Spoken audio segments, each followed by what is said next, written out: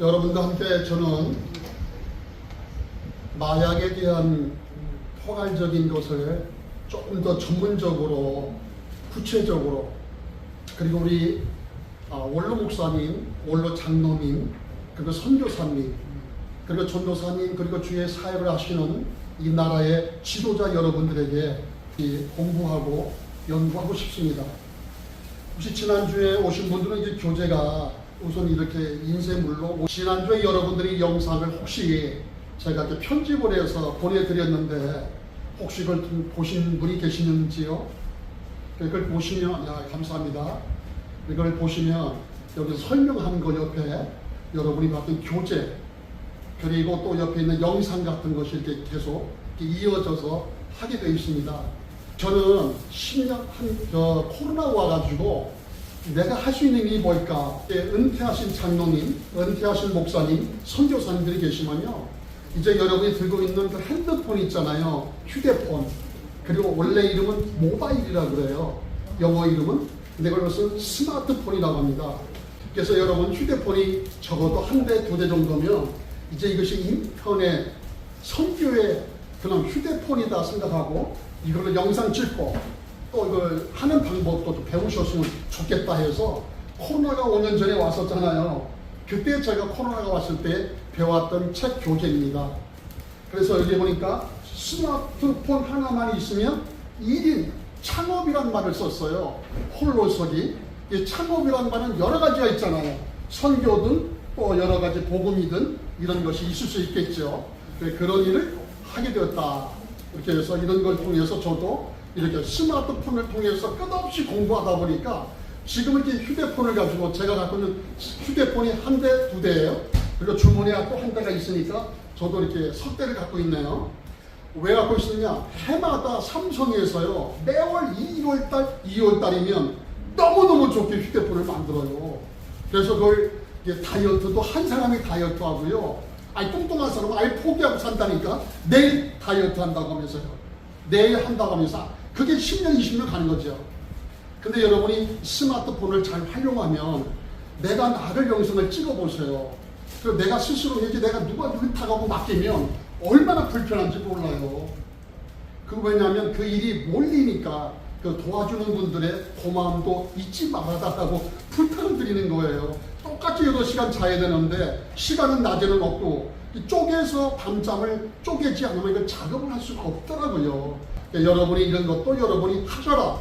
그래서 휴대폰을 활용하는 방법을 통해서 선교, 계정을 만들어라. 그리고 저는 40년 전에 총신대학원 77에 제가 졸업했습니다. 사당동이, 여기에 사당동이잖아요. 그래서 그곳에 공부할 때 300명 정도의 목사님들이 같이 공부했는데 유독히 그때에 유엔 쪽에 미국에 왔다 갔다 하시는 분이 홍성선 목사님이 있었어요. 그분이 마약 아카데미라는 이름으로 그런 지난번에 설명을 했기 때문에 여기에서 나오고요. 또 한 장을 넘기면 여기 보니까 이게 국제 마약 경찰대학교라는 말 하니까 이게 경찰이 하는 일이 아닌가 라고 하는데 미국의 교육법인을 갖고 있는 거예요. 학교 법인이 아니고 교육법인입니다. 그래서 그 교육법인으로 하고 있고요. 그 스토리에 대해서는 한 페이지를 넘기시면, 한 장을 넘기시면 스토리가 쫙 나와요. 그래서 몇 년도에 쭉 나와 있다는 것을 이렇게 1978년도부터 치안본부에 신고를 했고요. 그리고 법무부에 신고했고요. 그리고 더 나가 쭉 보면 여러 가지 단체에 법무부, 그리고 더 나가서 청와대에도 신고하고, 그리고 경찰, 국제마약 경찰 타임즈라고 하는 것도 만들 때도 신고했고, 또 서울시청 사회단체로도 신고했고, 그리고 여러 가지 미국에도 했고, 이런 등등을 한 이유는 민간 단체이지만 이것을 하지 않으면 나중에 무면허 운전을 할 때에 사고가 나면 아무 관계도 없어요. 사고가 나면 뭐해? 무면허 운전이면 그냥 독박을 쓰잖아요. 그러면서 알코올, 술 마시고 음주운전하면 요새 아주 평생 망가집니다. 그렇죠? 요새 뉴스에 보니까 그와 같이 이런 것을 했다는 것을 이해하시라 이거죠.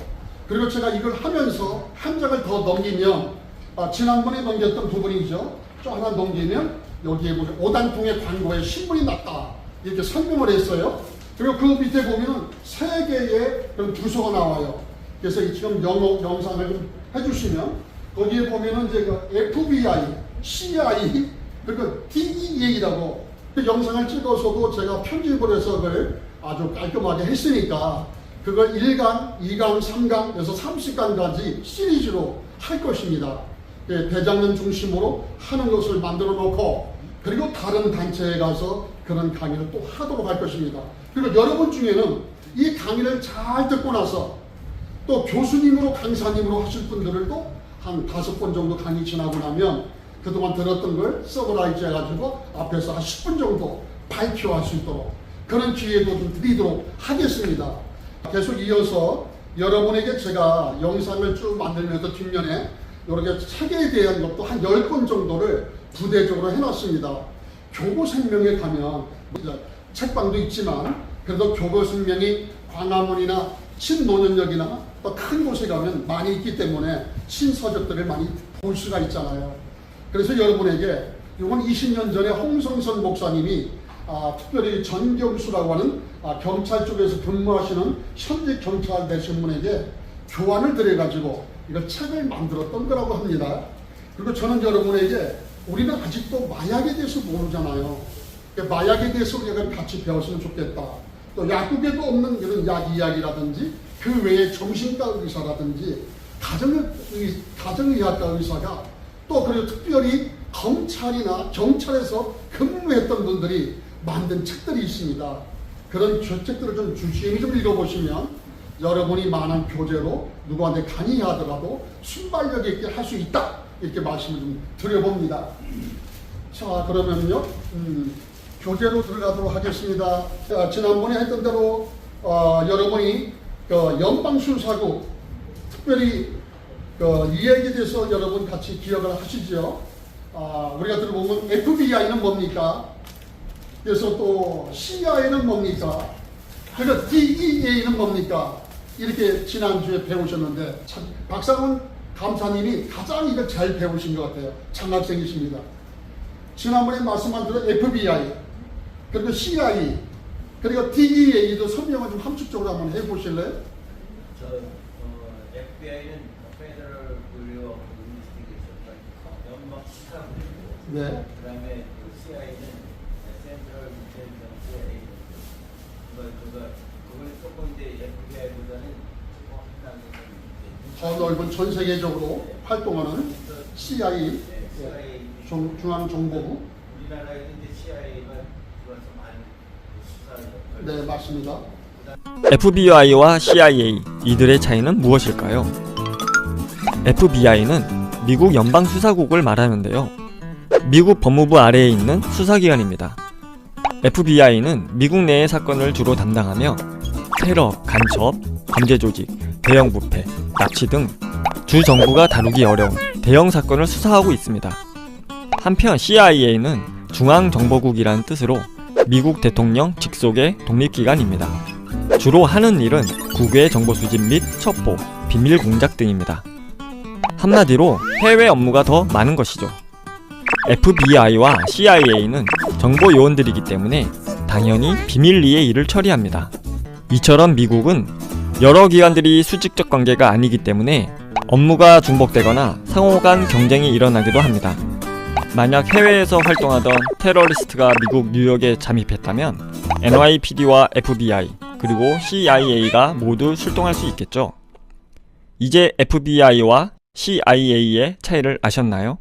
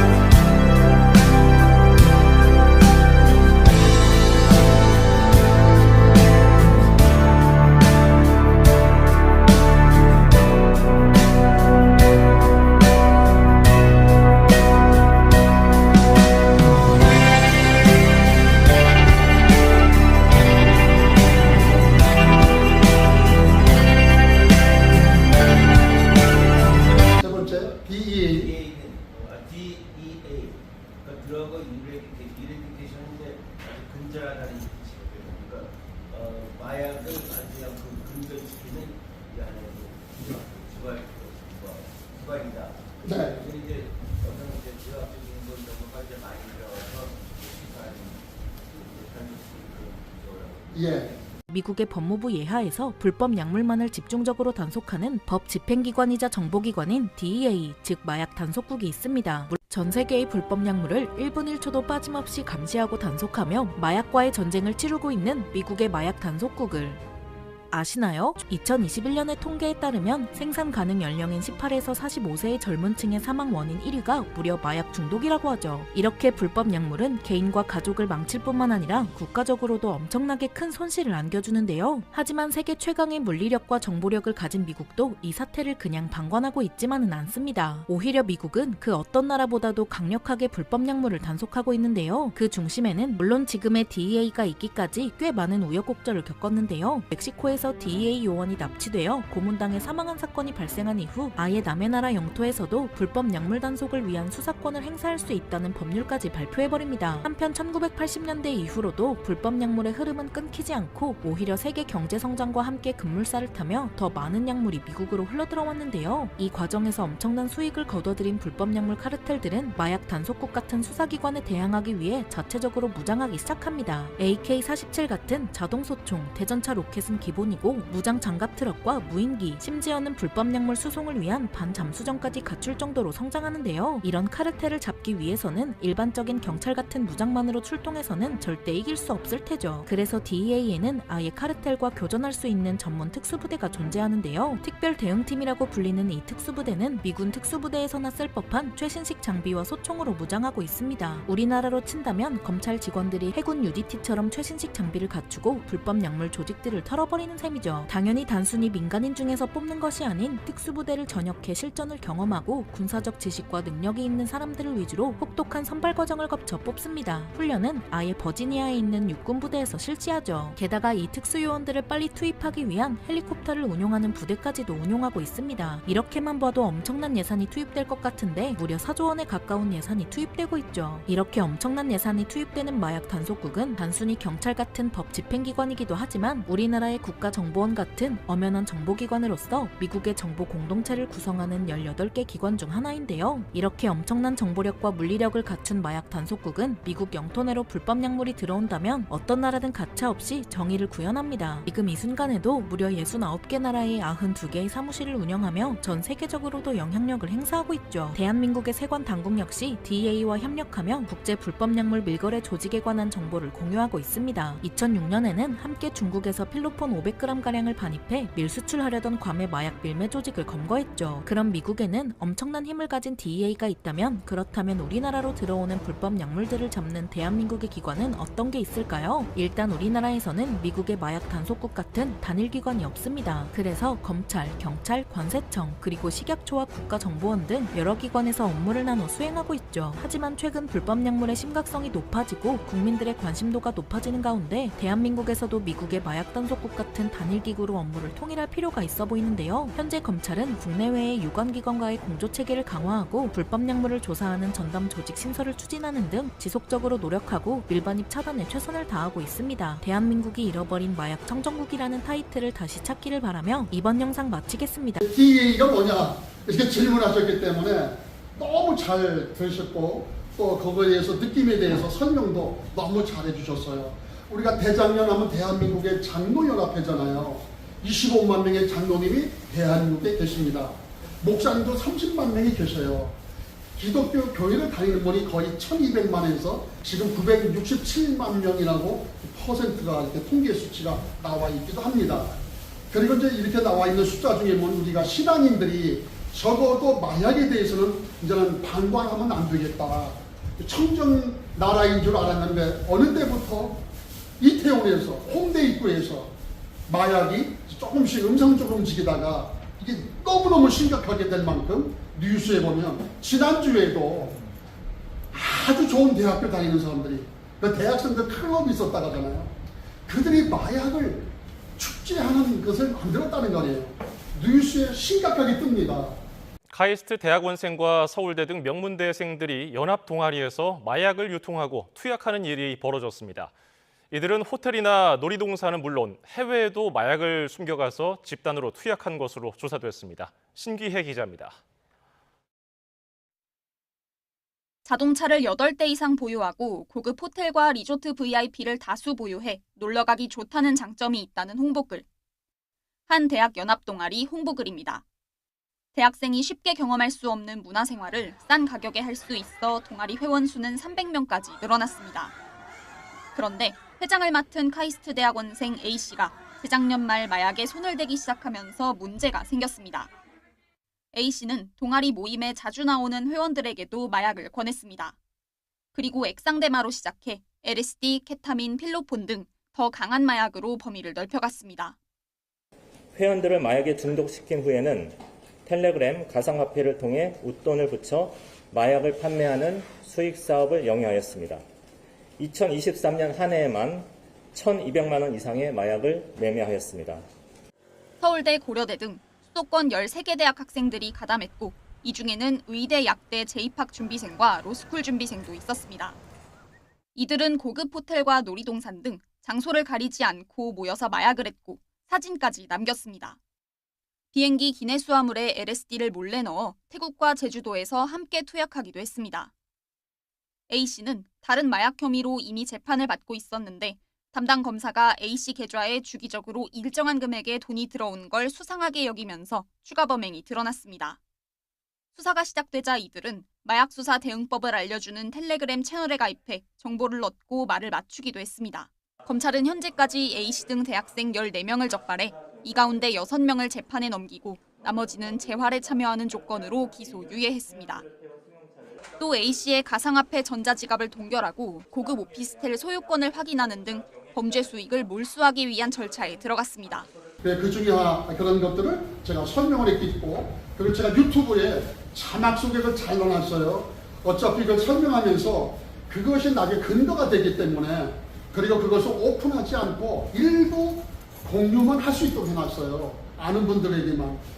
그래서 여러분이 이걸 잘 보시면 앞으로 사역하는 일에 여러분이 어떤 일을 하더라도 이제 저도 나이가 이제 70이 됐어요. 어느 날인가 희끗희끗해요. 합동측 사당동 충신 졸업해서 전도사로 20살부터 하고 목사는 30살에 받았고 70이면 40년을 한 게 되죠. 목사 일을. 그럼 50년 전도사부터 했잖아요. 그렇게 하면서도 하고 싶은 일이 뭘까? 코로나가 오니까 1차, 2차 그걸 맞았는데 3차도 맞으래요. 사무실을 갖고 있다 보니까 3차 백신을 맞고 나서 몸이 너무너무 아픈 거예요. 그래서 이번에도 또 백신을 또 맞으라고 하는데 여러분의 양심에 알아서도 하세요. 너무너무 힘들다 보니까 내가 생명이 언제까지 있을지 모르나 내가 할 수 있는 일이 뭘까?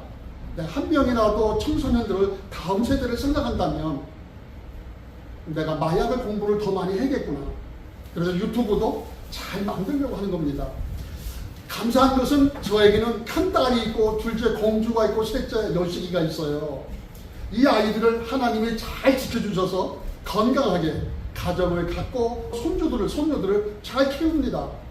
그것은 하나님이 보호해 주시기도 했지만 사회가 지켜준 것도 있잖아요. 그러면 목회자 입장에서 40-50년을 사역하는 입장에서 사회가 지켜줬으니까 또 목회자 입장에서 사명자 선교사로 10년 전에 스리랑카를 갔다 왔으니까 이제는 이 일을 하기 위해서는 저는 마약 사역을 더 집중적으로 해야 되겠다는 생각이 드는 거예요. 그래서 이런 목사님, 장로님, 선교사님, 원로 장로님들에게 부탁하는 것은 이제 다음 세대가 우리가 남아있는 시기가 얼마 남지 않았어요. 근데 그건 복음을 전하는 방법 중에 이제는 저는 마약에 대한 것을 가지고 청소년들에게 한 걸음 한 걸음 가까이 가면 더 좋겠다는 생각이 들어서 여러분에게 적극 책에 대해서 마약에 대해서 권면해드리고 그걸 노하우를 여러분과 같이 공부를 하는 것입니다. 자, 그래서 아까 말씀한 대로 지난주에 어디까지 했느냐? 아까 말한 FBI, CIA, 그러니까 DEA가 있습니다. 넘기시면 그래서 7페이지에 대해서도 지난번에 그 마약 단속하는 분들이 DEA는 많은 권력을 갖고 있어요. 대통령 미국에서. 왜냐면 여기는 아까 말한 FBI나 CIA나 각 나라의 그런 것들을 하지 않아도 이분들은 생명을 그 가족들, 희생자들을 위해서 국가가 전폭적으로 많은 큰 기업들이 많은 일을 이렇게 후원을 해주고 있습니다. 7페이지. 김동규 목사님 7페이지 읽으시고. 연방마약단 속국 희생자 후원금 기금. 지금 우리 자녀들이 살아가는 이 시대의 사회는 항상 상상하기조차 힘든 마약으로 인해 병들어가고 있습니다. 세상이 변해가는 그 어떤 것보다도 더 빠른 속도로 우리 아이들 그리고 시민들이 병류와 그 변형의 상태가 우리가 짐작하고 있는 것보다 훨씬 심각한 수준에 있습니다. 그리고 미국 사회가 직면하고 있는 또 하나의 현실은 전 세계 온갖 마약들이 미국을 향해 들어 몰려오고 있다는 사실입니다. 전 세계 마약 재배와 생산이 미국 시장을 겨냥하고 있습니다. 미국은 전 세계 불법 마약들의 통로가 되고 소비되는 최대의 시장이 된 지 이미 오래입니다. 수사 요원을 파견하여 마약과 전쟁을 치러야 하는 이유입니다. 감사합니다. 여기까지 할게요. 장학생이십니다. 신기득 대표님. 네. 미국을 비롯한 전 세계의 거대한 마약 조직들은 최첨단 무기와 가공할 정보 체계를 갖추고 연방 마약 단속국의 수사망을 피하기 위해 발악하고 있으며 DEA 요원들의 급습에 대항하고 있습니다. 수없이 많은 DEA 수사 요원들이 적입을 당하고 총격전에 희생이 되고 있습니다. 체포하는 동안 그 어떤 연방 사법기관의 요원보다 많은 16배가 넘는 DEA 요원들이 이 나라의 젊은이와 국민들을 마약으로부터 지켜내기 위해 싸우다가 희생당하고 있었던 것입니다. 연방 마약 단속국 요원들이 마약과의 전쟁에서 쓰러져 갈 때 집안의 가장을 잃은 그들의 가족은 극심한 상실의 고통 속에서도 현실적 삶의 현장에서 생존해 나가기 위해 또 다른 싸움을 시작해야 하는 때가 되는 것입니다.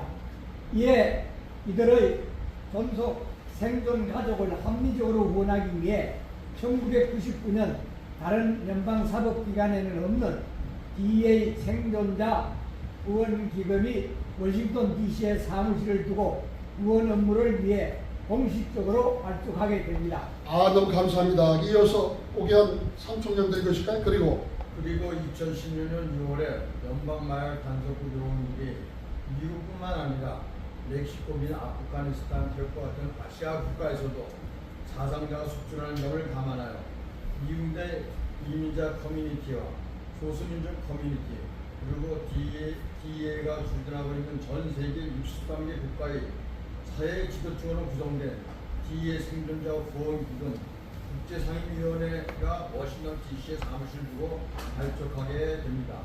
지난 20년 동안 DEA 생존자 후원기금이 보금한 금액은 800만 불 정도이며 전액을 희생자 장례 비용, 희생자 가족 긴급 생활비, 기불 비용, 희생자 자녀들이 의대와 법대, 대학원 학비 비용금으로 사용되었습니다. 네, 8페이지에 한 장 넘기셔서요. 계속 읽어주세요.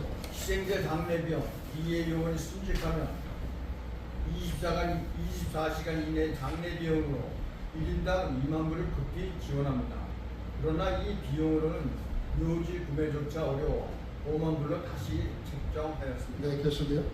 희생자 가족 긴급생활비 지원, DEA 순직 요원의 자녀 중 만 18세 이하의 경우 한 자녀당 1만 불씩 24시간 이내에 긴급 지원합니다. 네, 세 번째. 희생자 자녀 중 특별학비 지원, 전공 과목에 따라 학비 전액을 지불합니다.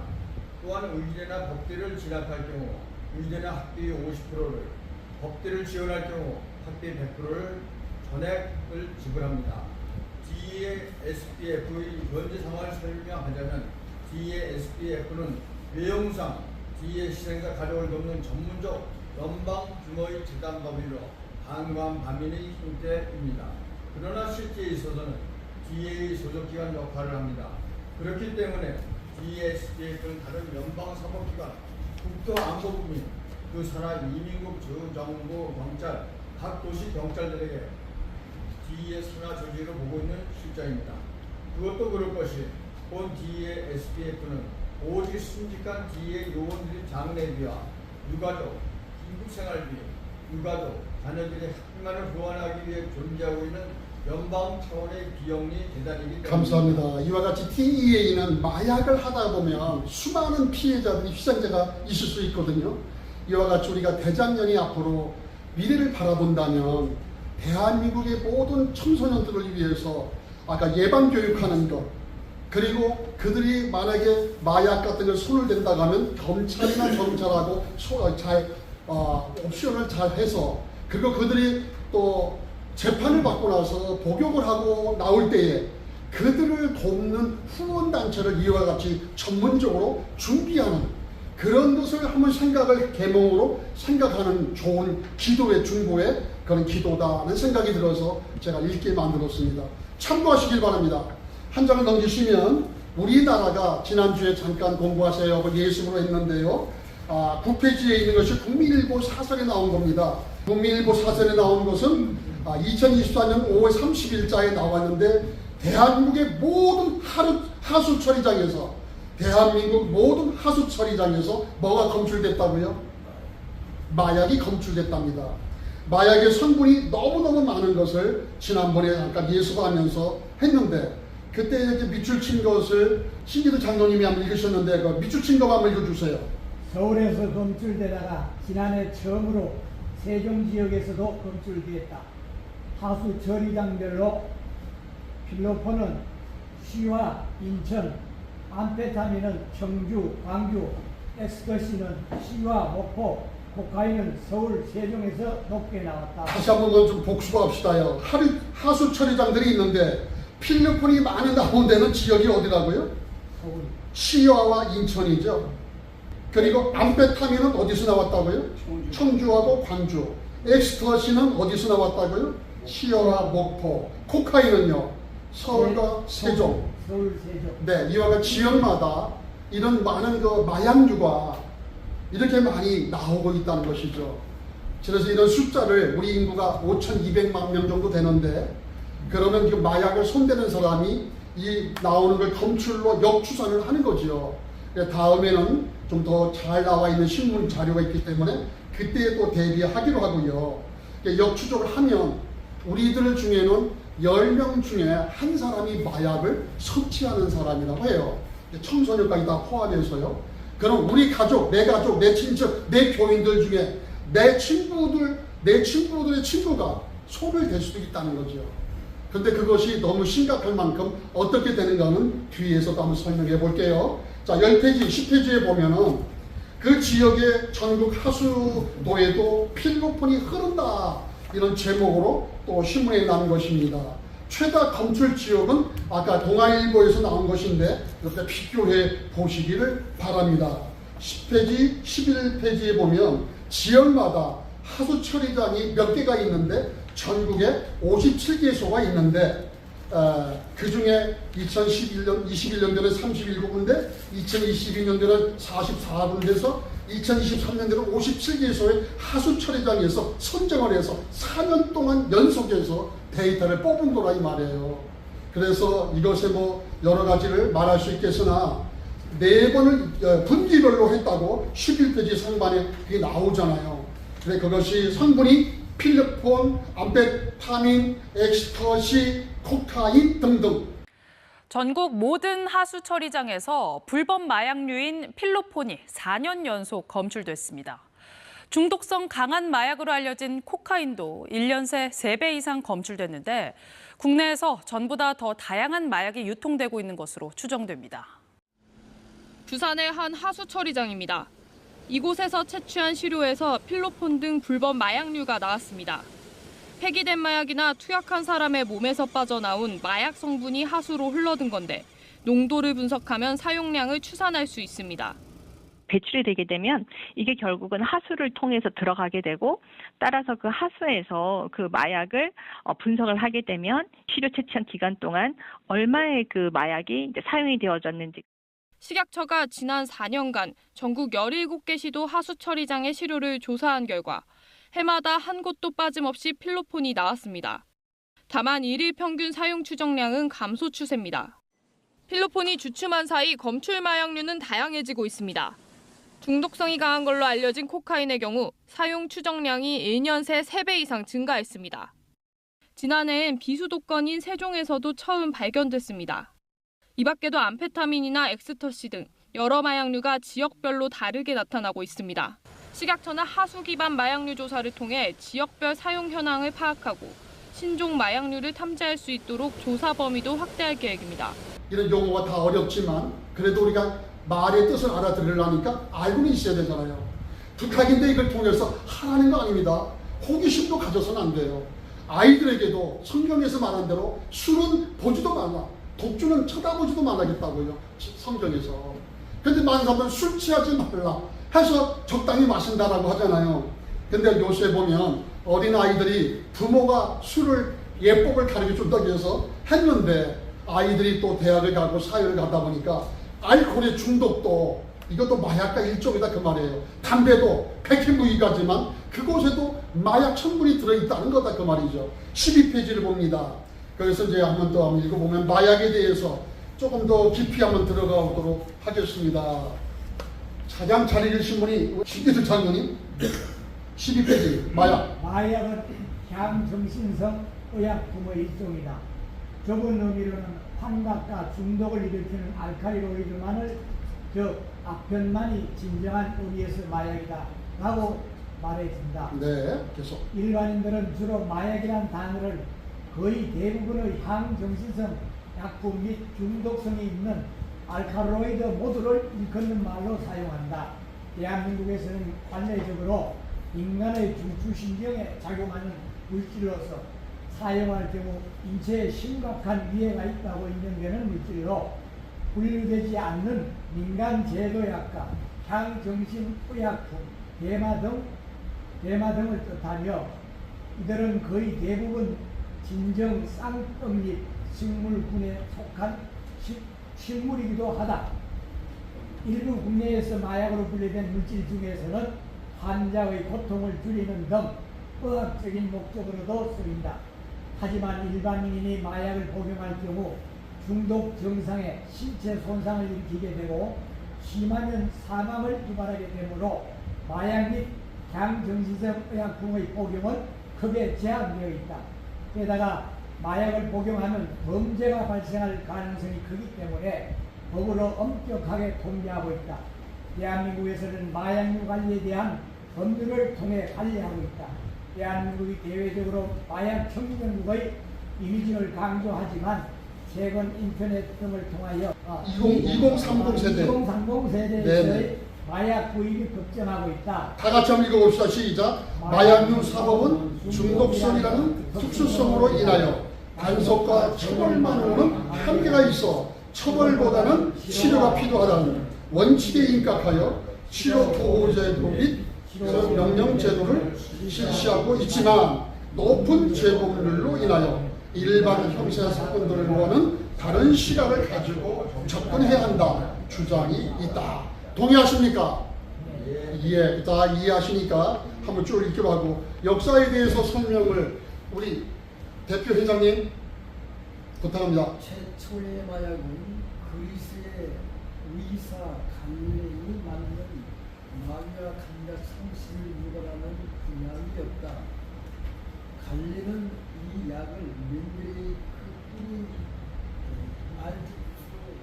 씨앗 양귀 차를 마약의 재료로 하여 제작했다고 알려져 있다. 마약은 아토피를 수용치와 결합하는 물질로 정의할 수 있다. 마약은 본래 고통을 줄이고 감각을 둔하게 하거나 수면제 같은 역할을 하는 모든 약품을 일컫는 말이었다. 하지만 지금의 마약은 여러 가지 방법으로 사용되고 있다. 마약의 첫 사용은 1600년이지만 마약은 1926년에 공식적으로 기록됐다. 마약의 종류는 다양하다. 마약의 가장 일반적인 두 가지 형태는 모르핀과 코데인이며 통증을 줄이기 위해 아편의 연기로 만들어진 합성 마약은 펜타민, 옥시코틴, 트리마돌, 페티탄, 하이드로코톤, 메타톤, 하이드로코톤 등이 존재한다. 미국에서 마약은 아편 무고책을 가르친다. 감사합니다. 13쪽으로 넘어가겠습니다. 오기현 장로님, 13쪽. 중추신경계에 작용하면서 오용하거나 남용할 경우 인체에 심각한 위해가 있다고 인정되는 약물을 의미한다. 같은 종류의 약물이라도 약물에 따라 작용 부위 및 작용 기전이 달라 다른 효과를 내기도 하여 여러 분류에 속하는 경우도 있다. 자, 계속 읽어주세요. 흥분제로 중추신경제를 흥분시켜 안감 및 운동 기능을 향진시키는 약물이다. 소량투여 시 정신이 명료해지고 기분이 약간 고양되며 심장이 빨리 뛰고 혈압이 올라간다. 과량 투여 시 반감 및 다행감 또는 신경이 예민해져 불안감을 유발하여 반사회적이고 폭력적인 양상을 띠게 된다. 기분 고조로 인해 주관적으로는 강해진 것 같고 우울감을 느끼게 되며 객관적으로는 말이 많아지고 초조해하며 불안해지고 반인 상태가 된다. 어떤 흥분제가 그렇답니까? CMS라는 흥분제가 그렇다 그 말이에요. 두 번째 읽어주세요. 뭐가 있습니까? 이름이 코카인. 읽어주세요. 코카인에 들어있는 알칼로이드이다. 한때 코카콜라에 들어간 적이 있으며 코카콜라에 매우 약간 진통제로 쓰인 적이 있다. 초창기에 그렇답니다. 그래서 암페타민, 대표적인 메스암페타민 제제인 필로폰, 주의력 결핍 과잉 행동 장애의 치료 약물로 쓰이는 텍스트로 암페타민 등이 있다. 그다음 모노아민, 까티에 들어있다. 암페타민과 비슷한 효과를 내는 성분이다. 메틸페니데이트, 주의력 결핍 과잉 행동 장애의 치료 약물로 쓰이는 콘소타 등이 있다. 니코틴, 담배에 들어있어 의존성을 유발한다. 그리고 카페인, 커피에 들어있으며 청량음료, 이온 음료 및 피로 회복제에 들어간다. 잔틴, 초콜릿에 들어있다. 자, 이와 같이 중에는 특별히 니코틴, 카페인, 잔틴 정도는 우리가 쉽게 먹는데 거기는 약하게 들어있긴 있다 그 말이죠. 그래서 그래도 가능하면 그런 것을 우리가 좀 절제할 수 있는 그런 기회를 가졌으면 좋겠어요. 자, 중추신경 억제제 신장님이 네. 읽어주세요. 예, 중추신경 억제제. 진정제로 중추신경을 억제시키며 진통 효과가 있다. 헤로인, 모르핀을 아스텔리하여 만든 합성 물질이다. 라벤더, 진정제의 특징이 있다. 모르핀, 아펜에 들어있는 알칼리로이드이다. 아비트레이드 산염, 진정 및 향경련 효과가 있다. 벤조디아제핀, 신경 안정적 효과가 있다. 알코올, 행동을 억제하는 신피질을 억제, 판단력의 저하를 가져온다. 딕스트로메트로판, 대표적으로 르미나로 알려진 진의 거담제에 들어있는 아편 계열 알칼로이드이다. 펜타닐, 헤로인보다 몇 배나 강한 합성 물질이다. 감사합니다. 14쪽도 보시면 환각제가 또 나오네요. 쭉 용어가 어렵지만 그래도 여러분이 이런 것을 그래도 기억을 하셔야 누구하고 얘기할 때 그래도 이렇게 설명할 수 있는 그런 것이 됩니다. 14페이지를 보시면 환각제도 한번 쭉 읽어주세요. 시각과 촉각 및 청각 등의 감각을 왜곡하여 시각 과정에 영향을 미친다. 어떤 사람은 기분 좋은 상태로 느끼는 반면 유쾌감, 우울감을 느끼는 사람도 있다. LSD, 플래시백 현상이 나타난다. 펜시클리딘, 방향 감각을 상실케 하며 혼수 상태에 빠지게 한다. 유대인, 온도, 벤젠, 페리페놀, 타닌, 톨루엔, 몸을 녹이게 하는 느낌에 빠지게 한다. 온도의 경우 뇌세포를 파괴하며 질식사할 수 있어서 매우 위험한 환각제다. 엑스터시, 정신착란과 사망에 이르게 한다. 유칼립투스 오일의 중독성은 상복부 장렬감, 오심, 우통, 현기증, 무기력, 피부 창백, 맥박이 가늘고 빨리 뛰며 의식 공룡면증이 있으며 심할 때는 일시적으로 정신착란과 경련을 일으킨다. 또한 유칼립투스 잎에는 향스타민제가 들어있어 오스트레일리아에서는 코알라가 유칼립투스 잎을 먹고 무려 18시간에서 많으면 24시간 잠에 취해 있다고 한다. 네, 거기까지 하고요. 나라별로 조금만 좀 공부할게요. 대한민국의 법률상 마약에 대해서는 어떻게 나오나요, 오기환 장로님? 현재 대한민국 법률, 마약류 관리에 관한 법률에 따르면 마약류는 마약, 항동시성의 약품, 대마를 뜻한다. 마약은 양귀비, 아편, 코카인 및 외 알칼로이드와 화학적 합성품을 항동시성 의약품은 인간의 중추신경계에 작용하여 오남용 시 심각한 위해를 끼칠 수 있는 물질을 뜻하며 대마는 대마초와 그 수지 및 대마초 또는 그 수지를 원료로 하여 제조된 모든 제품을 말하나 대마초의 종자 뿌리 및 성숙한 대마초의 줄기와 그 제품은 제외한다고 규정하고 있다. 아편을 제외한 마약은 마약류 관리법에서 다루나 아편은 형법에서 규정 중이다. 자, 그래서 마약류에 대해서 코카인 이름이 쭉 어렵지만 그것이 한 장을 넘기시면 이게 17가지의 그런 것들에서 손가락으로 짚어가면서 이렇게 한번 기억을 해보시기 바랍니다.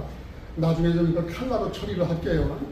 그 다음에 이제 그 나라마다 한 3개 정도 나라만 해볼게요. 중국은, 중화민국은 어떻게 하고, 독일은 어떻고, 미국은 어떤가를 좀 찾아볼게요. 자, 나라마다 중화인민국 1번. 신장님 하실까요? 중화인민공화국 병법상 마약 처벌, 중화인민공화국에서 마약과 관련된 병법 조항은 형법 347조인데 50g 이상의 마약을 제조 판매했을 때 15년 이상의 징역, 최고 사형까지 선고된다. 특히 1kg 이상의 마약을 유통하다 적발되면 예외 없이 사형을 선고한다. 그래서 한국 사람도 중국에서요 사형당하신 게 많답니다. 그래서 중국에서 그런 걸 이렇게 가끔씩 뉴스에 뜨기도 하고요. 중국은 예의 없어요. 다른 나라도. 그들은 한때 영국에 의해서 마약 때문에 아주 정의되기 때문에 아까 몇 g이라고 써 있나요? 지금 잠깐 읽어본 대로 그렇게 많지도 않아요. 그죠? 50g, 1kg. 그래도 아까 말한 15년 내전 아까 사형이라고 말을 하잖아요. 1kg 이상 사형. 1kg 이상이 그러면은 유통하면은 예의 없이. 그래 예의 1kg 별거 아니다. 그렇게 무슨 채소 정도 이렇게 말린 거 정도니까. 그래서 한국 사람도 거기서 난 사형당하는 것이 있습니다. 외교부 당국자는 중국에서 사형을 선고받은 우리 국민에 대한 사형이 집행됐다고 밝혔습니다. 이 한국인의 혐의는 마약 판매로 2014년 중국 공안에 체포됐을 당시 5kg의 필로폰을 가지고 있었던 것으로 알려졌습니다. 중국은 1kg 이상의 아편이나 50g 이상의 필로폰 또는 헤로인을 밀수, 판매, 운반, 제조하다 적발될 경우 15년 이상의 징역이나 사형에 처하고 있습니다. 오늘 사형이 집행된 한국인은 2019년 1심 재판과 2020년 2심 재판에서 모두 사형을 선고받았습니다. 외교부 당국자는 사형 선고 이후 다양한 경로를 통해 인도적 측면에서 사형 집행을 재고 또는 연기해 줄 것을 여러 차례 요청했다고 밝혔습니다. 우리 정부는 중국과 범죄인 인도 조약을 맺고 있지 않기 때문에 중국에서 체포된 한국인을 국내로 데리고 올 수 있는 방법이 없는 상황입니다. 지금까지 중국에서 강력 범죄로 사형이 집행된 한국인은 모두 6명입니다. 2001년 마약 사범 1명과 2004년 살인 혐의로 1명이 사형에 처해졌고 2014년엔 한국인 마약 사범 4명에 대해 사형이 집행된 바 있습니다. 자, 그럼 독일은 어떤가요? 오기환 장로님 2번. 이 부분이 본문은 독일의 마약 규제입니다. 독일의 경우 스스로 마약을 사용하고 그로 인해 발생하는 건강 침해에 대해서는 형법상 처벌이 불가능하다. 그러나 이러한 소비를 위해 무언가로 마약을 소지하는 것은 마약법 제29조 제1항에 의해 처벌 대상으로 규제한다. 독일이 조금 더 이제 설명을 좀 들어보면 독일이 대마초를 합법화했습니다. 독일의 대마초 합법화가 미칠 잠재적 영향과 의미를 짚어봤습니다. 독일에서 대마초가 합법화되던 날 자정부터 많은 사람들이 광장에 모여 자축 파티를 열고 대마초를 즐깁니다. 광범위한 연구와 공개 토론을 거친 대마초 합법화는 독일에 큰 변화를 가져올 것으로 보입니다. 먼저 재배와 가공, 유통, 판매를 포함한 대마초 산업은 경제를 활성화할 수 있는 잠재력을 갖고 있습니다. 대마초는 만성 통증과 다양한 정신건강 관리 분야에서 치료 특성이 인정돼 있는 만큼 환자들의 삶의 질을 높여줄 것이란 기대도 있습니다. 때문에 의학적 특성과 새로운 치료 방법의 개발이라는 과학적 연구와 혁신이 잇따를 전망입니다. 독일의 이런 변화는 글로벌 대마초 운동에 추진력을 더할 가능성이 큽니다. 유럽을 넘어 전 세계가 대마초 정책을 제고하고 합법화의 잠재적 이점을 찾아 나설 강력한 동기를 갖게 됐습니다. 하지만 우리나라는 여전히 마약류 관리법으로 대마를 강력히 규제하고 있어 독일처럼 합법화된 나라에서도 대마초를 피우면 안 됩니다. 독일의 합리로 대마초를 오락 목적으로 허가한 국가가 10개 나라로 늘면서 앞으로 우리나라 마약류 관리 체계에 변화가 있을지도 관심입니다. 독일은 일정 기간이 지난 뒤 각종 영향을 평가해 필요하면 법을 다시 손볼 계획입니다. 독일이 대마초로 던진 파문을 지구촌이 주목하고 있습니다. 16페이지. 예, 미국이 아무래도 전 세계에 또 이렇게 크게 움직이니까 미국은 어떤가요? 박상원 부모님 16페이지 메뉴에 미국의 마약성 약물 규제 문. 미국의 마약성 약물 정부는 의료계에서 사용되는 마약성 약물을 5가지 항목으로 분류하여 관리한다. 첫째, 남용 가능성이 높고 의학적 사용이 승인되지 않은 약물이다. 아페닌, 일교체, 헤로인, 마리화나 합성 아편제, 혼각제 등이다. 둘째, 남용 가능성이 높으나 의학적 사용이 허가된 약물이다. 일부 아편제제, 암페타민, ADHD, 제휴, 합성화 마약류, 코카인 등이다. 중국 의학에서 사용되는 약물로는 모르핀과 메페리딘이 있다. 셋째, 남용 가능성이 낮고 의학적 사용에 승인된 약물이다. 일부 마약 성분이 함유이 되어 있다. 예로는 코데인, 다른 진통제의 진통 효과를 상승시키기 위해 사용하는 일반적인 마약이다. 이 혼합물을 사용하는 데는 코데인 함유, 아세트라이 가공세입니다. 네 번째, 남용 가능성이 낮으나 신체적, 정신적 후천성을 일으킬 수 있는 약품이다. 아륨이 들어간 항우울제, 흥분제 및 진정제가 이에 속한다. 다섯째, 남용 가능성이 가장 낮은 약품이다. 코데인을 함유한 진정제, 아페를 함유한 지사제 등이 이에 속한다. 자, 감사합니다. 그래서 지금의 몇 나라를 얘기했고요. 8페이지에 보시면 한 번만 복습 예술하는 차원에서 8페이지를 보면 마약의 종류가 있어요. 관세청에서 나온 것인데 우리나라는 몇 가지 종류가 있다고요? 478종. 예, 478종이에요. 가지수가 아니라 종류라고 해야 돼요. 마약류는 몇 가지라고요?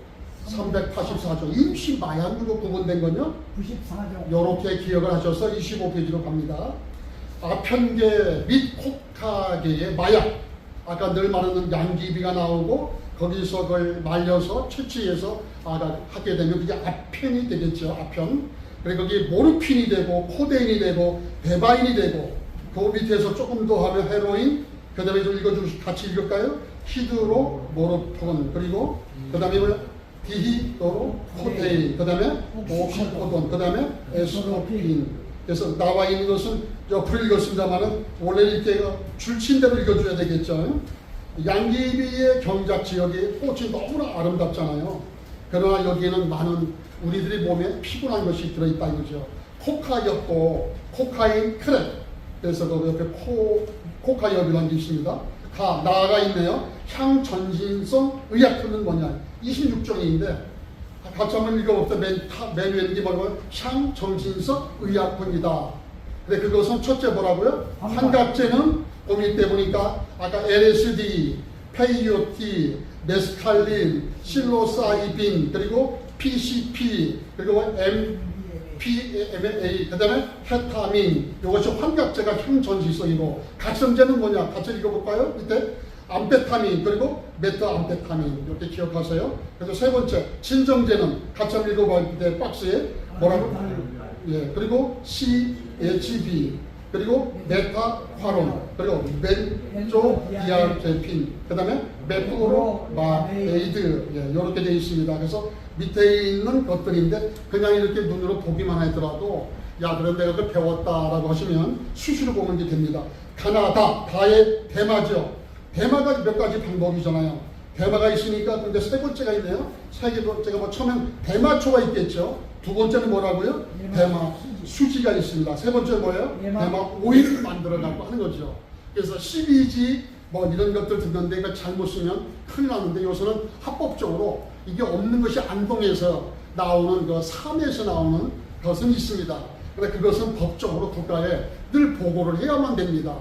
만약에 그걸 잘못하면 큰 어려움을 당하죠. 자, 27쪽에는 그런 여러 가지 설명이 해석이 나온 거니까요. 눈을 이렇게 보면서 저희들이 아마 읽었던 거 조금 더 이렇게 자주 많이 좀 읽어봅시다요.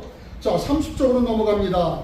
그래서 지난번에 같이 우리가 하면서도 여러분도 같이 한 줄 한번 같이 한번 읽어보세요라고 본 적이 있어요. 같이 한번 읽어봅시다. 당신도 시작. 당신도 모르는 사이 마약 사범이 될 수 있습니다. 무슨 그 기분 나쁜 소리를 이렇게 합니까? 라고 하시는데 정말 여러분이 모르는 사이에 이제 여러분이 이제 때가 되면 아시아에 가까운 중국이든 일본이든 태국이든 필리핀이든 가까운 라오스든 베트남이든 갈 수 있잖아요. 가족여행을. 그 여러분이 또 장로님이시고 목사님이고 선교사님이고 전도사님이고 권사님이시라면서요. 누군가가 얘기하면서 교회 얘기하면서 부탁을 한다면 여러분이 박절하게 거절을 하셔야 된다 이 말이에요. 그거 안 하면 안 된다는 것을 여기에 그런 이야기가 써 있다 그 말이에요. 사례 1이 뭐예요? 신기루 장로님 사례 1 대리 반입이에요. 무슨 나라에서 했던 얘기를 쭉 한번 읽어보세요. 공공국을 여행하던 A씨는 현지에서 만난 B씨가 수고비를 제시하며 한국 귀국시 본인의 수화물이 많으니 나누어 들어줄 것을 부탁하자 이에 응했다. 인천공항을 통해 입국하던 A씨는 국내에서 불법 마량류에 취급되는 거통평 대마 제품을 소지했다는 이유로 세관에 검거되었다. 사례 2. 예. 지난 3월 C씨는 대마 오일이 몸에 좋고 피로감을 없애준다는 지인의 말을 듣고 칸나비디올 성분이 함유된 대마 오일 제품 2병을 해외 직구 방식으로 구입하였다. 며칠 후 A씨 자택 경관에 도착한 것은 대마 오일 2병이 아닌 이 세안의 마약 수사관이었다. 무슨 말씀인지 아시겠나요? 절대 외국 여행 가서 오실 때 누가 뭘 하다가 또 전혀 거기에 여러분 속으면 안 된다는 거. 또 외국에 여행 갔을 때 식사라든지 캔을 뜯어가지고 바카스병 같은 것을 우리가 뜯어서 주면 그걸 박절하게 안 마실 수도 없겠죠. 근데 그렇게 그걸 따놓은 것을 먹으면 안 돼요. 고맙습니다. 제가 좀 몸이 안 좋습니다. 속이 안 좋습니다. 해서 거절을 해야지 따는 거 그냥 마시다 가면 여러분이 그렇게 큰 곤란을 겪는다. 그런 이야기입니다. 자, 31페이지도 지난번에도 했는데 여기 마약의 4가지 캠페인이 있는데 이 부분은 꼭 여러분이 잊지 마셔라. 31페이지 중간에 마약이 나쁘다 해서 나뽀라는 사자를 넣어서 캠페인을 해서 1 다 같이 소리내서 읽습니다. 1. 해외여행 시 대마 제품 등 마약류 구매 안 하기. 어디서 안 하느냐면 국가가 있어요. 태국이나 미국이나 캐나다 등입니다. 그 나라 외에도 절대 이걸 여러분이 가져오시면 안 됩니다. 식약처가 마약 성분이 들어있을 것으로 의심되는 제품 30여 개를 조사했더니 모든 제품에서 대마를 비롯한 마약 성분이 검출됐습니다. 주로 대마 사용이 합법화된 나라에서 판매되는 제품들인데 국내에서는 엄연한 불법이기 때문에 소비자들의 주의가 필요합니다. 두 번째 소리는 읽습니다. 2번 뭐라고요? 공짜 여행, 수고비 등을 미끼로 접근하는 마약류 대리운반 제한을 경계해야 한다. 공짜 여행은 공짜는 없어요. 절대 이게 속지 마세요. 연세가 많기 때문에 용돈벌이 한다 생각해서 소일거리를 해서 그렇게 속으시면 안 됩니다. 20만 명이 투약할 수 있는 분량의 필로폰을 국내로 들여온 일당이 경찰에 붙잡혔습니다. 이들은 간단한 부탁만 들어주면 공짜 해외여행에 두둑한 현금까지 쥐어주겠다며 돈이 급한 여성들을 밀반입책으로 모집했습니다. 한동안 연락이 끊겼던 지인에게서 갑작스런 전화를 받은 주부 오모 씨.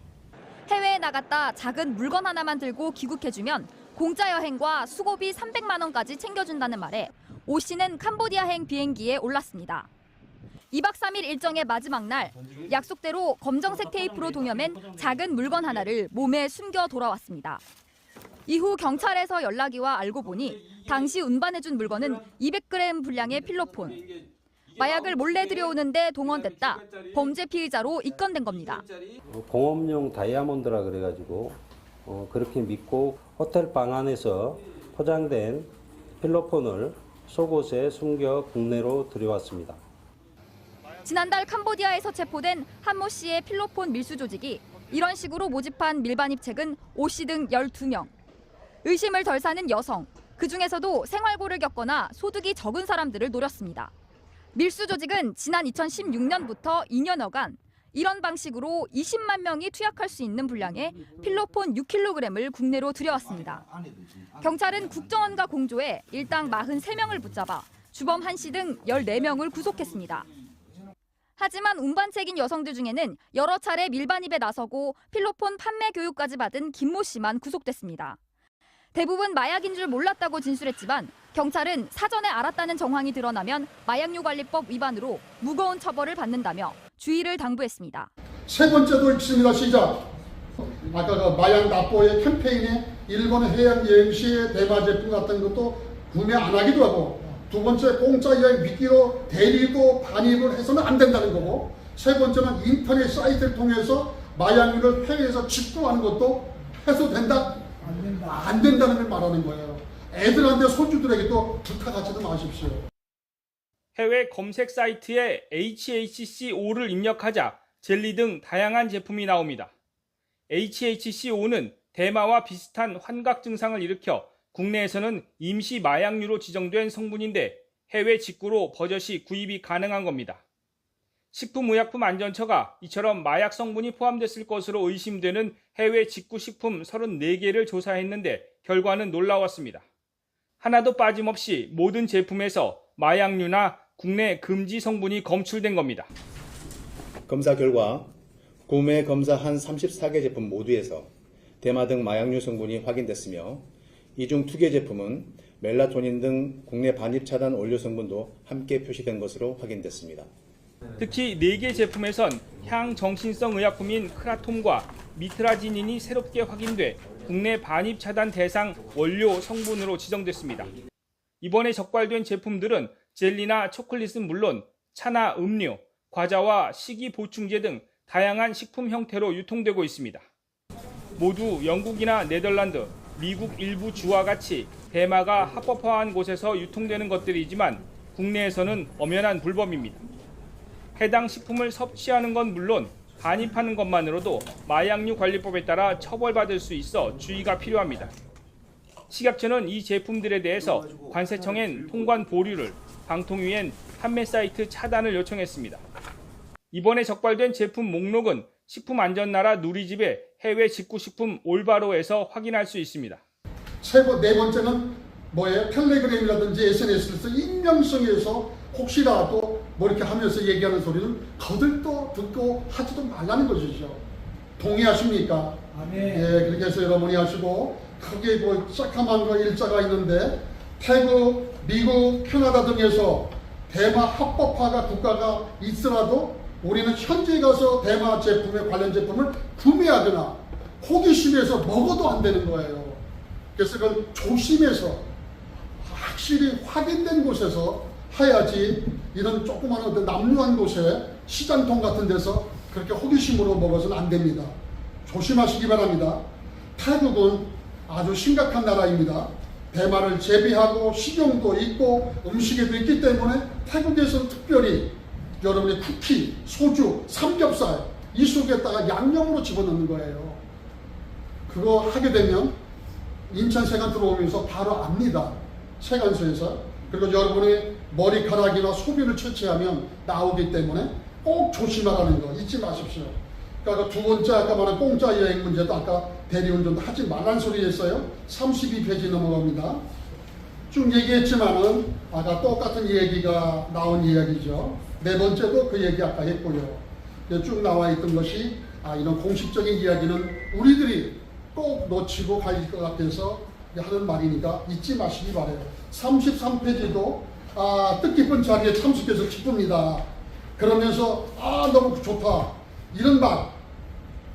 이런 말에도 유혹받지 말라고요. 그러면서 기분 좋다 만나서 우리 한잔하자 이렇게 해서 원샷하자 이런다 해서 절대 외국 가서 안 해도 그 나라에도 하나님 계시잖아요. 양심을 속일 수 없잖아요. 혹시라도 이런 것을 우리가 혹시라도 실수할까봐 하는 소리니까 오였기를 바랍니다. 자, 여기까지 하는 걸로 하고요. 뒷면에 보면 35페이지는 지난번에 잠깐 얘기했던 대로 마약류가 어떻게 나왔는가를 세간에서 적발한 것들만 나와 있는 거예요. 35페이지. 1번이 뭐라고요? 어디다 위장했다고요? 말린 고추에다가 대마를 집어넣었다는 거죠. 이해되시죠? 예. 두 번째는 어디다 넣었다고 그래요? 인형. 인형이라든지 이런 여러 가지 모습에다 속에다 집어넣은 거예요. 세 번째는 라오스에서 온 거예요. 어디다 넣었대요? 전기 포터 및 전기 냄비.